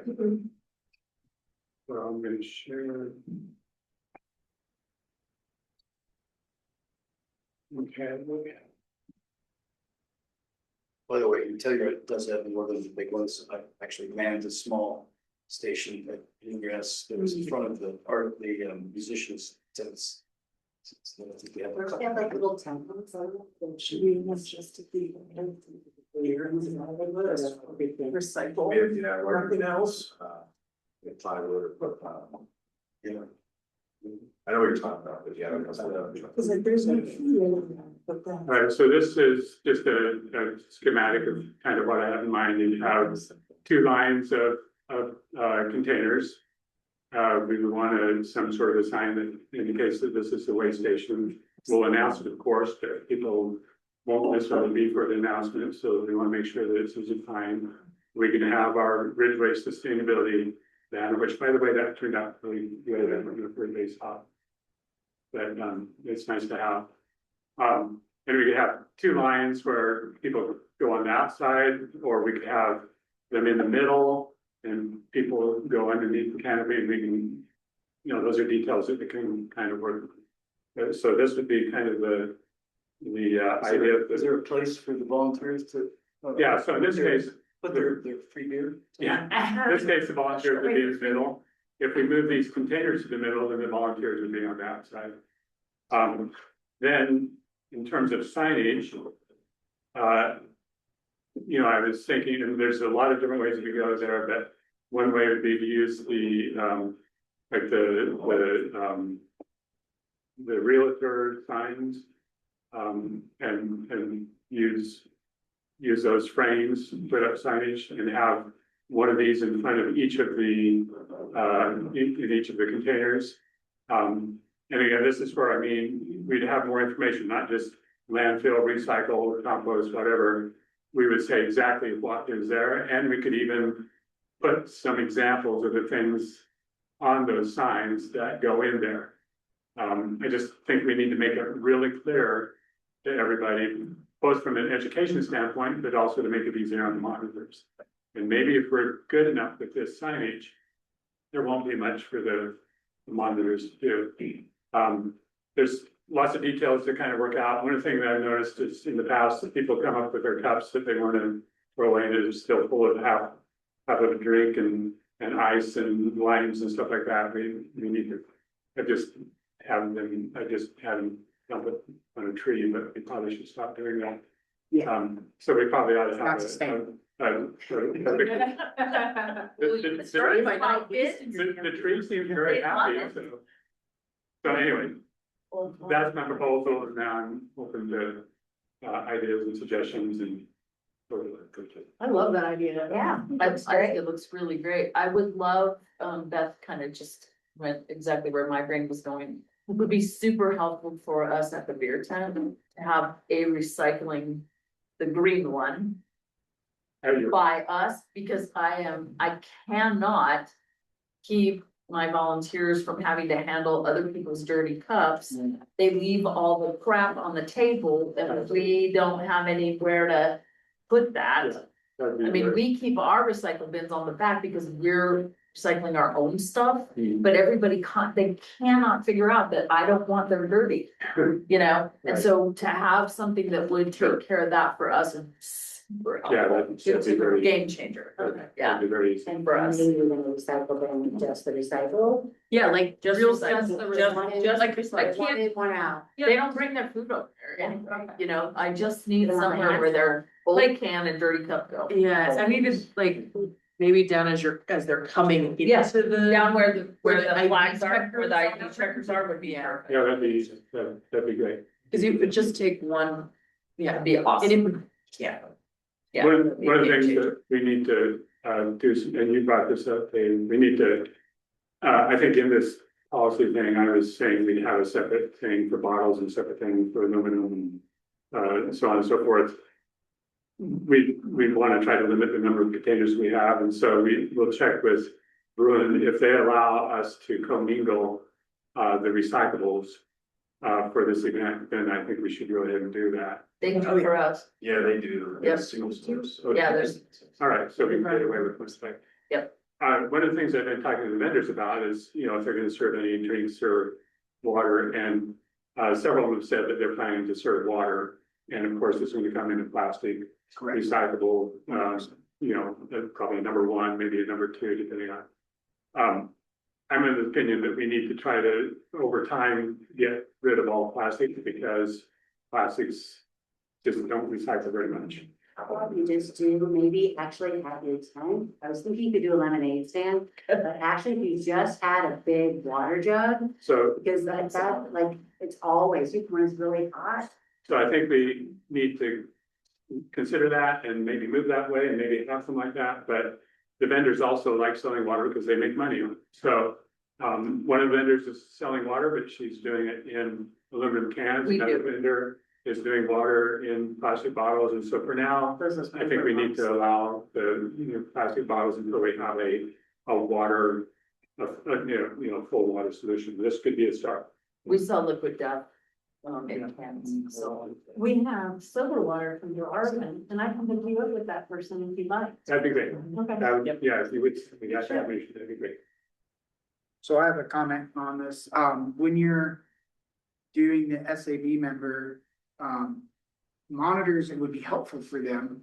If they went around to the vendors before and saw the containers they're using, because then they'll know immediately where that goes, because otherwise they're gonna be this recycling. I'm sorry, say that again. Oh, go. Yeah, have them. Go to the vendors and find out what containers they're using, so that when it comes there, you're not lifting it up and going, Trying is to this I see, recycled? yeah. I was actually thinking that the vendors, at least the food truck vendors, could have like a sign of like, our stuff's compostable. Same thing. Or like, this little thing is not compostable, if they just put That's a- that right on That's the a great truck. idea, and, Right? right, basically say, a sign that says, all of our food service items are compostable, put them in the compost. Yeah, and on the pop-up tent, I just purchased one, so I know they're out there, but they have pop-ups that have little LED lights built in, some even have the solar panel. So if you put it up early enough, you'll have plenty of light. That would be great, however, I don't know if we'll be able to react to that.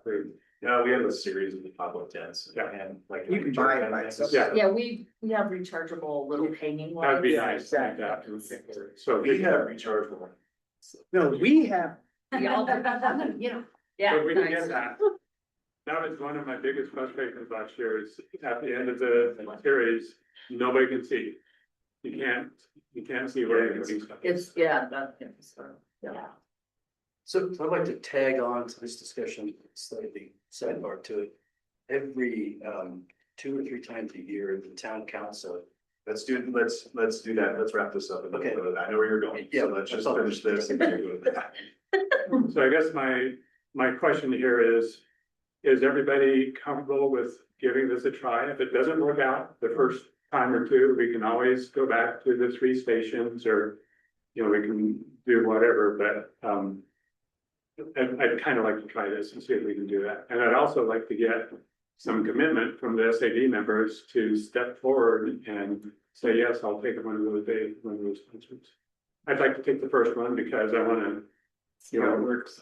Yeah, I want to see if it works, but I also want to take the time to meet with all the vendors and make sure that everything is compostable. And I like your idea of having a sign that says, all of our stuff is compostable or whatever. But you're right. Amy, you had a question? yeah, is your vision that this is something that the town will provide for events that happen in the park for future sustainability focused events? Wait, you buy it, they shall come? Town provided for- The town buys it and it'll make it those events a lot easier for us to. Could we provide The this? tent to the, yeah. Attend and Could we design it. provide these? That's really great. Oh, yeah, I'm sure. So, yeah, certainly worth considering in the future, like all the all the signage, yeah. All this. You're not- Maybe it's a. you're not that's all saying- being- Basically, the zero waste kit. Right, Yeah, Yeah. Which is like, and you're gonna pay a deposit, but it is a kit. Yeah. And you just, that's what you get. Yeah. I mean, I if might you- went initially to the 5 gentlemen I have in Public Works now and making them available for these private events. And now you have no one. in Where my- Public Works. Sorry, yeah, Yeah. the kid. Yeah. It's totally. But I think that is what I was hearing at the council meeting, public meeting, is how do we do all of this? Yeah. And don't make all of us recreate this Right. every time.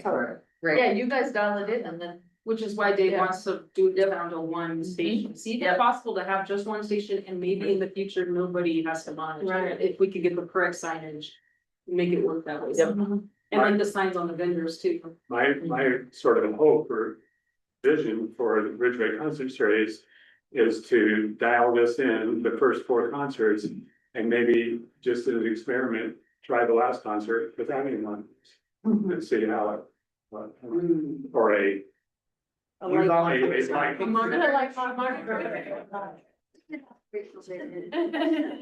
If you take more If than we do one it year. right and Love we it, got Faith. all. Ambitious. I get the vote.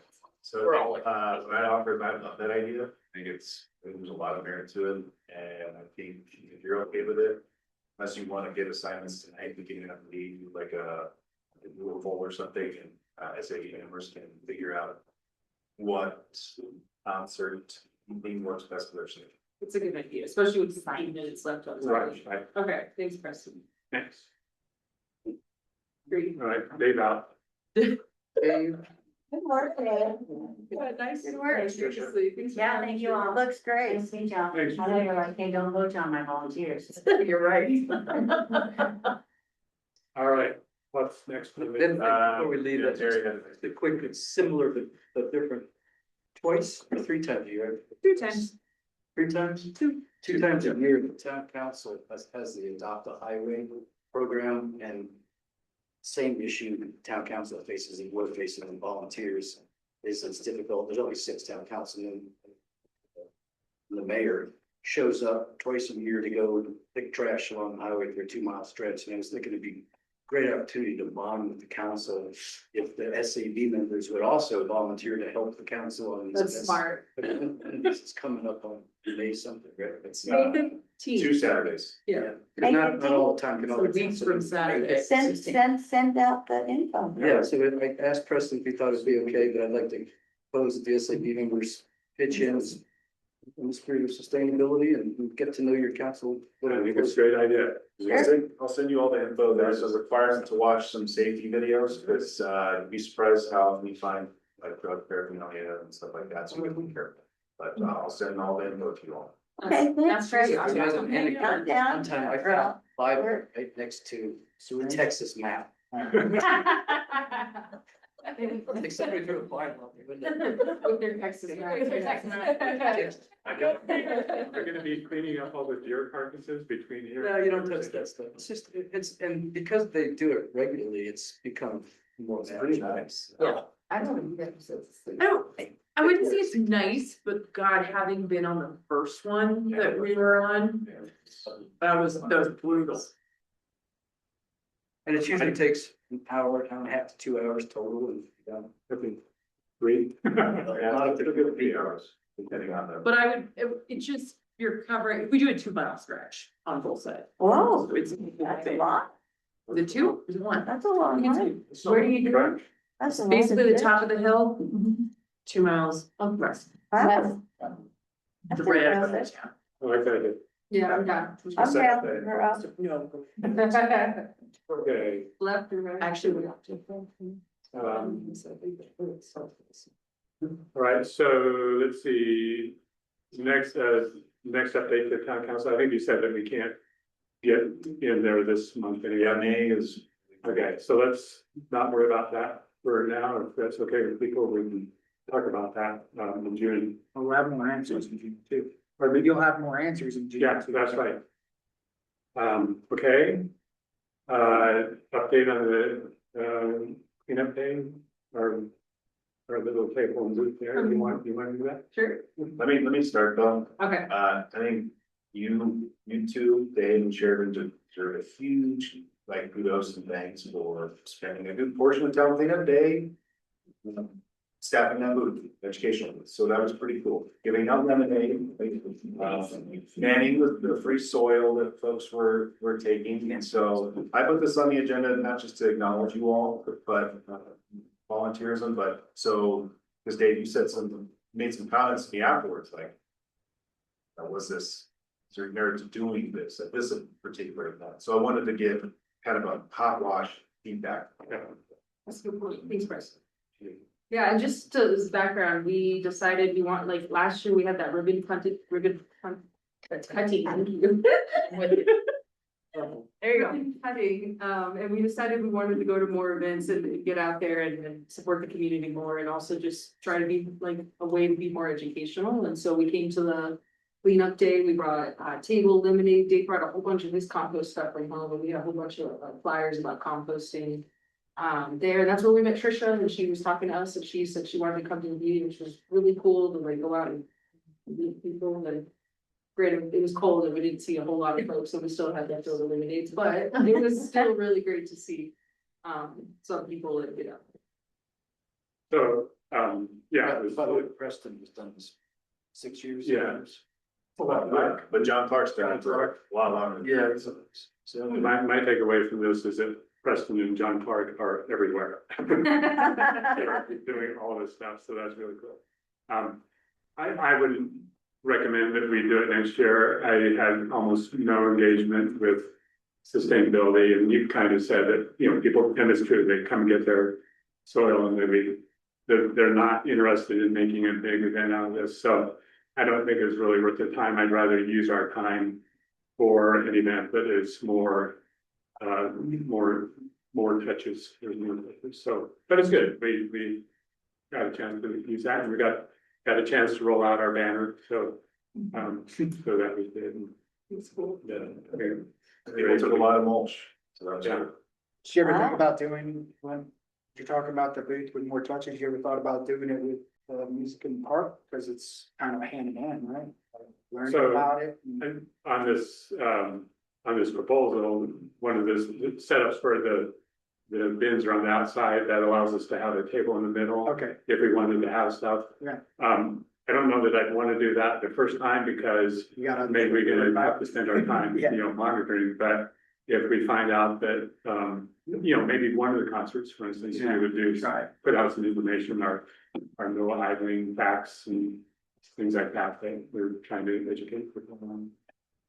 Rendezvous might go to space as well. And I'm glad you brought up yeah. rendezvous, so just so everybody knows, our next event is the EV Ride and Drive, which Kendra's gone, but she and I met, and they are interested in turning it into a 2-day electrification type of thing, as opposed to just focusing on the EV Ride and Drive that Dave Jones has run for the past few years and started and given me the toolkit to carry it forward. And so this year, in August 8th and 9th, we'll start doing that. So I'll start talking to folks and getting it started and let you know what happens.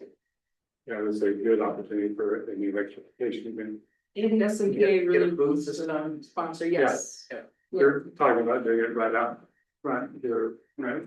Didn't we talk about having a pop-up just kind of by the front door and having, you know, electric lawnmowers and blowers and, you know, all things electrification that we can come up with. Solar and all of that. As a cooktop. Plug it into a EV, yeah, that you can believe that. So, Who would you talk to about putting that front? We talked to Rendezvous Festival last year, they Yeah. said if we want to do as a booth, we have to do both days. So we didn't do it last year, but this year we're ready to commit. Oh, good, okay, We're ready to do it. awesome. but also, I mean, if it's right by the town hall, maybe we can just put that up there. I don't know if we have to. We'll have to. Figure it out. That's in August, right? Yeah. Yeah, August 8th. To be here, we still know. Okay, anything else before we adjourn these? Minutes. Yeah, anything else besides approval of minutes before we? Okay, I have a motion to approve the minutes. I move to approve the minutes for the April 1st, 2016. Second. Great. All right, great. Motion approved. And it's 6:54, we're done 6 minutes early. Sweet. Thanks again, you guys. Thank you. This has been really. Thank you very much. Yeah, thank you. Just tell here, Brian, has an application beyond this. Yeah, you Just submitted our letter of interest. Does you want to say something? Just as a like logistical point, are we usually the first Tuesday of the month? Okay, Yeah. cool. Good reminder, I'm sick. Did I do that already? Okay. Hi, Christina. But, yeah, I can see. And yeah. You're really large. Great meeting, you guys. Really good. Thank you. Now it's not great. Thanks for being introduced. Yeah. Thanks, Amy. Thank you. Yeah, thanks. Ian. Text on the other boy. What's that? Are you going to your text? Yeah. You're one of her cousins. Oh, yeah. That's what I thought too, and I saw it. Yeah. Should